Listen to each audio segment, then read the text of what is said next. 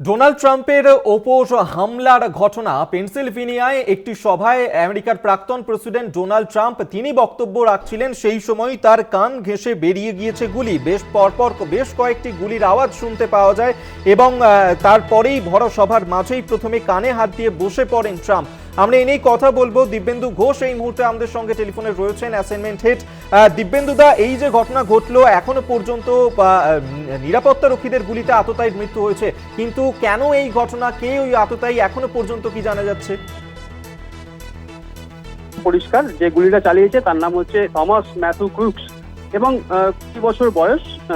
2022-এ সে Bethell park school থেকে graduate হয় এবং পেনসিলভেনিয়ার থেকে, যেখানে এই বাটলারে ডোনাল্ড ট্রাম্প যেখানে জনসভা করছিলেন তার থেকে খুব কাছেই তার বাড়ি।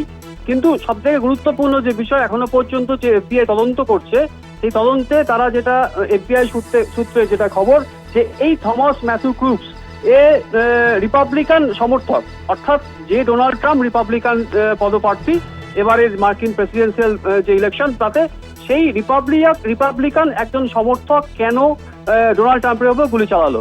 এবার এফবিআই এই থমাস ক্রুকের যে বাবা, তার বাবার সঙ্গে কথা বলেছে। তিনি যেটা বলেছেন যে তার ছেলে যে এই কাণ্ড ঘটিয়েছে সেটা কেন ঘটিয়েছে বা কোন কারণে এর পেছনে কোন কারণ রয়েছে, কিন্তু তার কাছেও খুব পরিষ্কার নয়। তার কারণ তিনিও কিন্তু এটা দাবি করেছেন যে তাদের যে পরিবার, তারা কিন্তু রিপাবলিকান যে পার্টি, সেই পার্টির কিন্তু সমর্থক।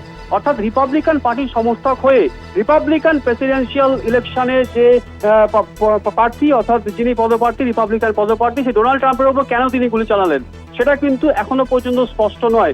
কিন্তু একটা সূত্র থেকে যেটা জানা যাচ্ছে যে এই যে ডেমোক্রেটিক যে পার্টি, অর্থাৎ এখন যারা ক্ষমতায় রয়েছে এই জো বাইডেন, সেই দলের কিন্তু হয়ে কয়েকটা কর্মসূচিতে তাকে দেখা গিয়েছিল।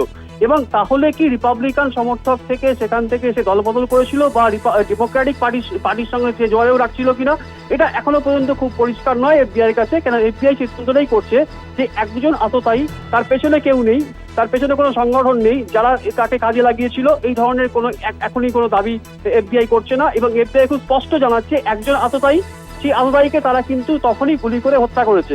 কিন্তু প্রশ্ন উঠছে যে আততায়ীকে ছাদের ওপর দেখা গেল এবং সে একটা AR-15 রাইফেল নিয়ে, তাকে যে তার ছবি যে সামনে এসেছে, তাকে যখন দেখা যাচ্ছে এবং বেশ কয়েকজন প্রত্যক্ষদর্শীরা দাবি করেছেন যে কোথাও একটা এই ছাদের ওপরে কেউ একজন শুয়ে রয়েছে এবং তার হাতে একটি স্বয়ংক্রিয় অস্ত্র রয়েছে। তো সেখানে কিন্তু তারাও দিক নির্দেশ করতে চেয়েছিলেন, তারা দৃষ্টি ঘোরাতে চেয়েছিলেন যে নিরাপত্তারক্ষী যারা ছিলেন। কিন্তু তা সত্ত্বেও সেই নিরাপত্তা রক্ষীরা আগে থেকে কেন ব্যবস্থা নিলেন না। এবং যখনই ট্রাম্প যখন কানে হাত দিয়ে বসে পড়লেন, যখন গুলিটা ছোড়া হয়েছিল, থমাস ক্রুক যখন গুলিটা ছুড়েছিল, সেই তারপরেই কিন্তু তাকে সঙ্গে সঙ্গে গুলি চালায় এবং তার কিন্তু মৃত্যু হয়। অর্থাৎ কোথাও একটা নিরাপত্তার যে গাফিলতি সেটা কিন্তু সামনে এসেছে।